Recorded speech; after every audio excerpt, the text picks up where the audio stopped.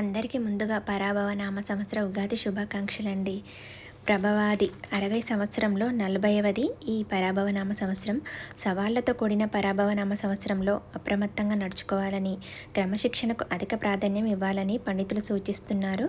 ధర్మ మార్గం తప్పేవారికి ఈ ఏడాది పరాభవం తప్పదని కూడా హెచ్చరిస్తున్నారు. తెలుగు ప్రజల సంస్కృతికి ప్రత్యేకగా నిలిచే పండుగ ఉగాది. ఈ పండుగ వెనుక భారతీయ జ్యోతిష పురాణ తదితర శాస్త్రాల సారం దాగి ఉంది. చాంద్రమాన పంచాంగాన్ని అనుసరించి చూస్తే మాసగణంలో మొదటి మాసం చైత్రమాసం. చైత్రమాసం మొదటి రోజైన చైత్రశుద్ధ పాడ్యమి నాడు ఉగాదిని జరుపుకుంటారు. ఉగాది లేదా యుగాది అని కూడా ఈ పండుగను పిలుస్తారు. ఇది సంస్కృతం నుంచి వచ్చాయి కాబట్టి యుగ అంటే కాలమని, ఆది అంటే ఆరంభమని అర్థం. తెలుగువారు ఉగాది అని, కర్ణాటక ప్రాంత ప్రజలు యుగాది అని, మహారాష్ట్ర ప్రాంతంలో గుడిపట్న అని, ఇలా ఒక్కొక్క రకంగా ఒక్కొక్క ప్రాంతాల్లో పిలుస్తూ ఉంటారు. ఉగాది రోజు కొత్త పనులు, నిర్ణయాలు ప్రారంభించే సమయమని నమ్మకం. అంతేకాకుండా ఈరోజు కొత్త వస్తువులను కూడా కొని ప్రారంభిస్తుంటారు. బ్రహ్మ సృష్టిని ప్రారంభించిన రోజున ఉగాది పండుగ అని పురాణాలు చెబుతున్నాయి. శాలివాహనుల రాజు గౌతమిపుత్ర శాతకర్ణి కాలంలో ఉగాది పండుగ బాగా జరుగుతుండేదంట. సాంప్రదాయాన్ని అనుసరించి 60 సంవత్సరాలున్నాయి. ప్రతి సంవత్సరం వచ్చే చైత్రశుద్ధ పాడ్యమి నాడు జరుపుకునే ఉగాదిని ఆ సంవత్సరం పేరుతో పిలుస్తారు. ఉగాది పర్యావరణ విధానాన్ని ధర్మసింధు గ్రంథం పంచవిధుల సమన్వితంగా చెప్తోంది. తైలాభ్యంగనం, నూతన సంవత్సరాది స్తోత్రం, నిమ్మకుసుమ భక్షణం అంటే ఉగాది పచ్చడి తినటం, ధ్వజారోహణం, పంచాంగ శ్రవణం అనే 5 పనులు ఈ పండుగ రోజు చేయాలి. తైలాభ్యంగనం అంటే నువ్వుల నూనెతో తలంటి స్నానం చేయడం. సూర్యోదయానికి పూర్వమే మహాలక్ష్మి నూనెలోను, గంగాదేవి నీటిలోను ఆవహించి ఉంటారని పెద్దలు చెప్తూ ఉంటారు. అందుకే నూనెతో తలంటుకొని అభ్యంగన స్నానం చేస్తే లక్ష్మి గంగా దేవతల అనుగ్రహాన్ని పొందవచ్చంట. ఆరోగ్యరీత్యా, ఆధ్యాత్మిక రీత్యా తైలాభ్యంగనానికి విశేష ప్రాధాన్యం ఉంది. అభ్యంగన స్నానానంతరం మామిడి ఆకు తోరణాలతో, పూల తోరణాలతో దేవుని గదిలో మంటపాన్ని అలంకరించి నూతన సంవత్సర పంచాంగాన్ని దేవతారాధనతో పాటు పూజించి ఉగాది ప్రసాదాన్ని అదే ఉగాది పచ్చడి నివేదించాలి. ఆ తర్వాత ఉగాది పచ్చడిని ఇంటిల్లిపాది భక్తితో కాలచక్రం ఎప్పుడు తిరుగుతూ ఉంటుంది. సంవత్సరానికి ఒకసారి పేరు మార్చుకొని మళ్ళీ తనదైన సహజ గమనంలోకి విలీనమవుతూ ఉంటుంది. అలా ఈసారి వచ్చిన కొత్త సంవత్సరం పరాభవ. ప్రభవాది 60 చంద్రమాన సంవత్సరాల్లో 40వది పరాభవనామ సంవత్సరం. పరాభవ పదానికి అసౌకర్యం లేదా అవమానం అనేది సాధారణ అర్థాలు. రాజాది నవనాయకులలో శుభులకి ఆధిపత్యం రావడం శుభసూచకం. గురునికి ఉచ్చక్షేత్రమైన కర్ణాటక రాశిలో సంచారం వల్ల నైతిక విలువలకి ప్రాధాన్యం. ధర్మాచరణ చేసేవారికి, ఉత్తమ విలువలతో జీవించే వారికి గుర్తింపు ఉంటాయంట. ప్రముఖ స్థానాల్లో వీరి పనితీరుకి గుర్తింపు కూడా వస్తుంది. వీరికి పట్టం కడతారు. దేశ ప్రజలలో జాతీయ భావాలు పెంపొందుతాయి. పరాభవనామ సంవత్సరంలో ప్రజలకు స్వవిషయాల్లో శ్రద్ధ తక్కువ. వారి పనులను ఆలస్యం చేసుకుంటారు. తీర్థయాత్రలు చేయడం, గంగా మొదలైన పవిత్ర నదుల్లో స్నానాలు చేయడం, ఆధ్యాత్మిక కార్యక్రమాల్లో, మతపరమైన వేడుకల్లో పాల్గొనడం, ధర్మ మోక్షాలను ప్రచారం చేయడంలో ఎక్కువ కాలాన్ని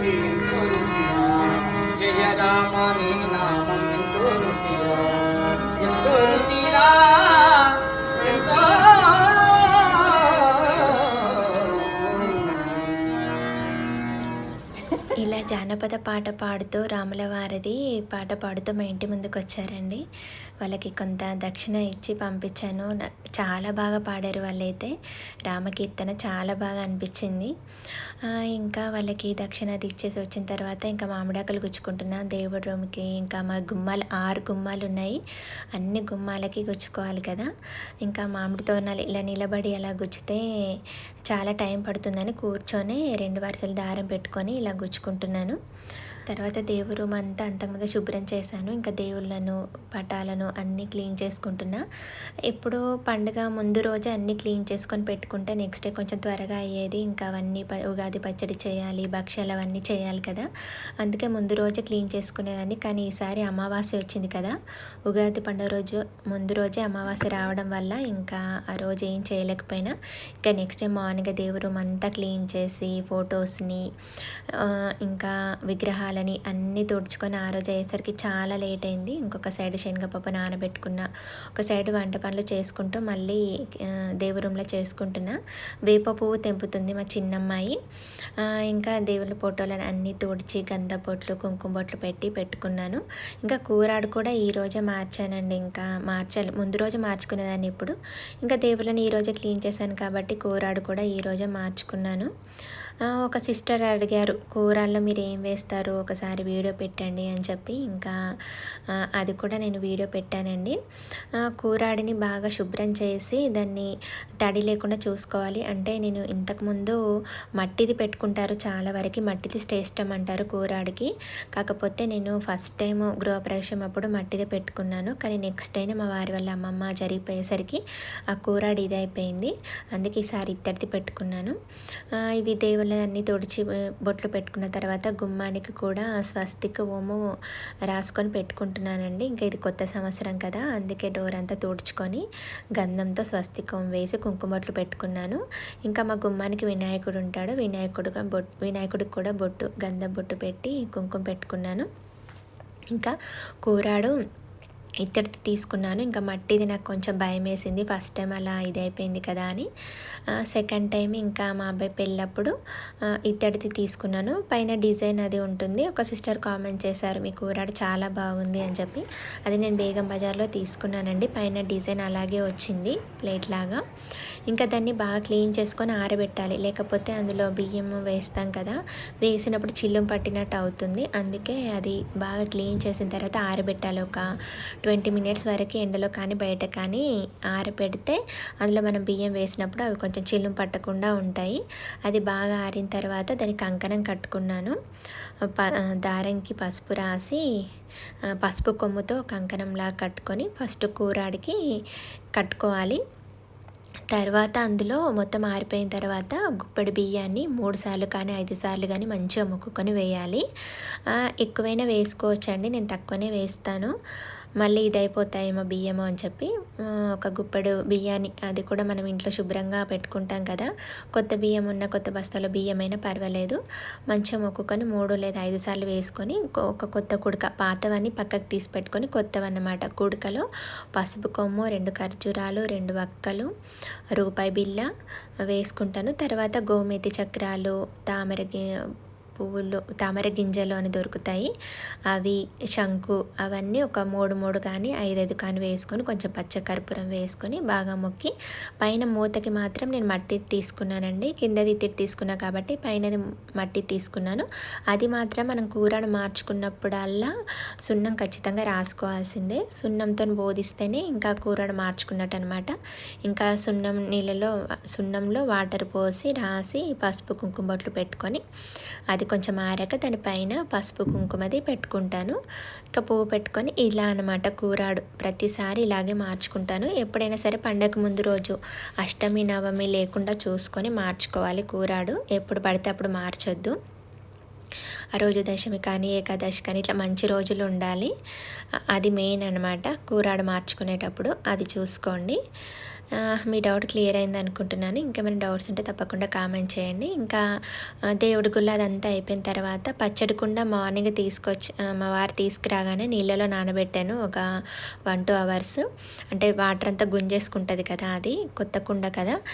తర్వాత ఇంకా మంచిగా కడిగి పసుపు రాసి కుండకి పసుపు కుంకుమ బొట్లు పెట్టాను. ఇంకా పచ్చడి స్టార్ట్ అన్నమాట. మా వారిని మీరే చేయండి పచ్చడి, నాకు కిచెన్లో పని ఉంది, వంట పని, ఇంకా దేవుడి రూమ్లో ఉంది అని అంటే, నేను పచ్చడి చేయడం మర్చిపోయాను, నువ్వు ఇక్కడికి వస్తేనే నేను చేస్తాను అని కూర్చున్నారు. సరే అని చెప్పి కిచెన్లో శనగపప్పు నానబెట్టాను. ఇంకా దేవుడి దగ్గరికి కొబ్బరి పోలేల కోసం కొబ్బరి గీరి పెట్టుకొని, ఇంకా బెల్లం ఏమో మా అమ్మాయి గీరి పెట్టింది, కొబ్బరి మా వారు కొంచెం గీరి పెట్టారు. అది మిక్స్ చేసి పెట్టుకొని పిండి తడిపి పెట్టుకున్నాను. దేవుడి వారికి కొబ్బరి భక్షాలు చేస్తానండి. తర్వాత మేము తినడానికి శనగపప్పు పోలేలు చేస్తాను. మా అత్తమ్మ వాళ్ళు ఇలాగే చేస్తారు, దేవుడి దగ్గర శనగపప్పు భక్షాలు పెట్టరు, పోలేలు కొబ్బరి పోలేలే పెడతారు. అందుకే దేవుడి వరకు ఒక 5 కానీ 6 కానీ చేసి దేవుడి దగ్గర పెట్టి పచ్చడి చేపెట్టుకుంటాను.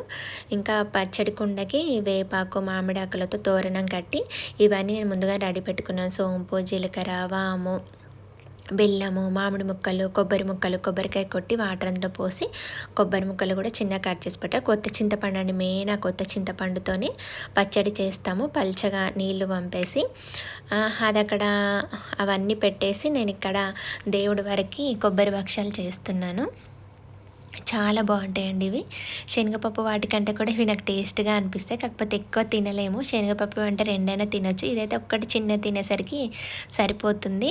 ఇంకా పిండి మంచిగా నానింది, కొబ్బరిని బెల్లం వేసి మిక్సీ పట్టుకున్నాను. ఒక యాలకిత్తి వేసి, కాకపోతే అది గట్టిగా ఉంటుంది కదా, కొంచెం చేయరాదనమాట. చిన్నగా చేశాను కానీ టేస్ట్ చాలా బాగుండే.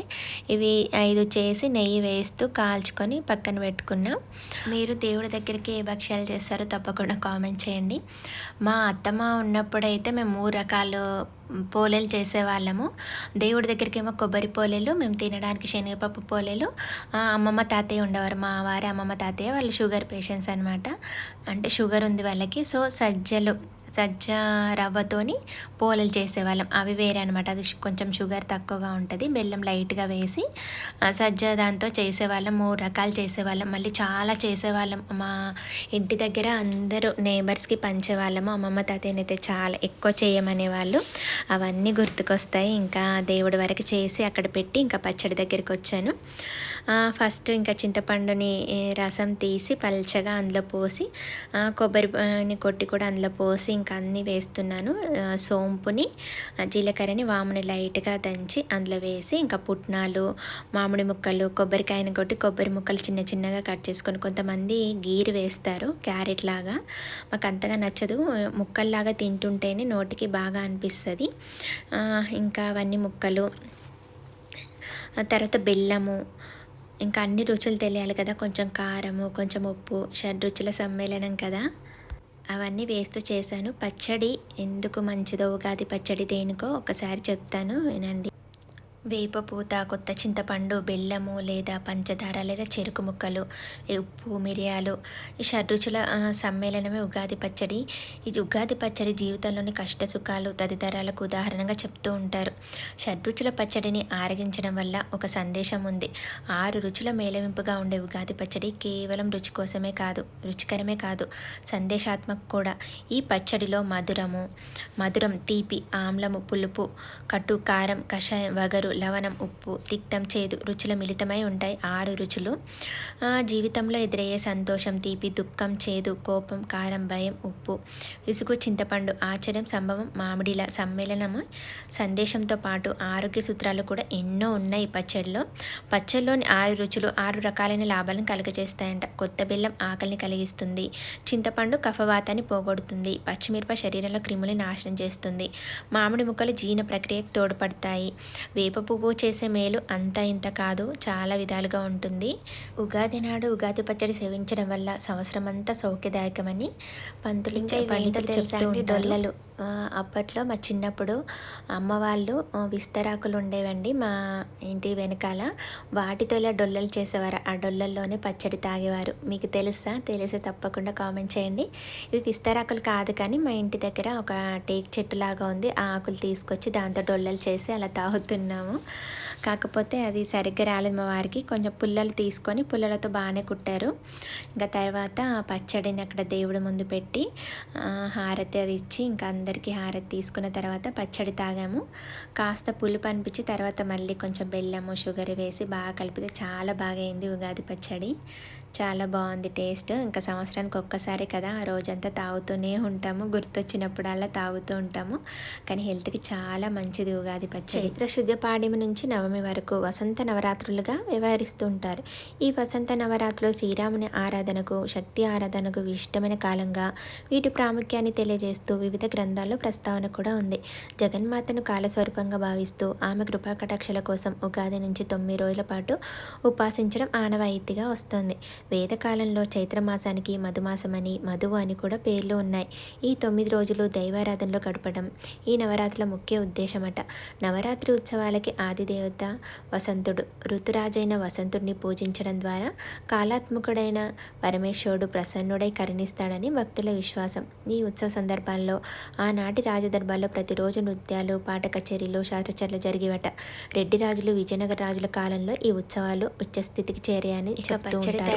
తాగిన తర్వాత ఇంకా మళ్ళీ వంట స్టార్ట్ చేశాను నేను. అప్పటి వరకు చిన్న చిన్న పనులు చేసి పెట్టాను కదా, మామిడికాయని మొత్తం తురిమి పెట్టుకున్నాను. ఈరోజు మామిడికాయ పులిహోర తప్పకుండా చేయాల్సిందే. ఇప్పటి నుంచి మామిడికాయ తింటామన్నమాట ఈ ఉగాది పండుగ నుంచి.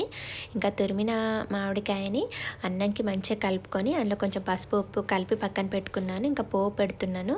ఇందులో ఎన్ని పల్లీలు వేస్తే అంత బాగుంటాయి. పల్లీలు, శనగపప్పు, మినపప్పు, పెసరపప్పు, జీలకర్ర, ఆవాలు, ఎండుమిర్చి, పచ్చిమిర్చి, కరివేపాకు, కరివేపాకు, జీలకర్ర ఆవాలు, ఇంగువ, మెయిన్ ఇంగువతో చాలా బాగుంటుంది టేస్ట్, కొంచెం అల్లం వెల్లుల్లి పేస్ట్. ఇంకా ఇవన్నీ మంచిగా వేగినాక పసుపు, కొంచెం సాల్ట్ వేసి ఇంకా అన్నంలో కలుపుకోవడమే. ఎంత బాగుంటుందో మామిడికాయ పులిహోర. ఈ రోజు నుంచి స్టార్ట్ చేస్తామన్నమాట మామిడికాయ తినడం. ఇంకా మామిడికాయ పులిహోర చేసి పక్కన పెట్టుకున్నాను. ఇంకా దేవుడి వరకు కొబ్బరి భక్షాలు చేశాను కదా, కొబ్బరి పోలేలు. ఇంకా మళ్ళీ మాకు పప్పు పోలేలు, శనగపప్పు ఉడకపెట్టి పెట్టుకున్నాను. దాంట్లో మొత్తం వాటర్ తీసేసి మెయిన్ కట్టుచారు చేస్తామండి. ఆ కట్టుచారు కోసం వాళ్ళైతే ఎంత వెయిట్ చేస్తారో పిచ్చి. ఒక సైడ్ పోలేలు తినుకుంటా మళ్ళీ ఇంకొక సైడ్ గ్లాసులలో కట్టుచారు పోసుకొని తాగుతూనే ఉంటారు. చాలా ఇష్టం మా ఇంట్లో అందరికీ.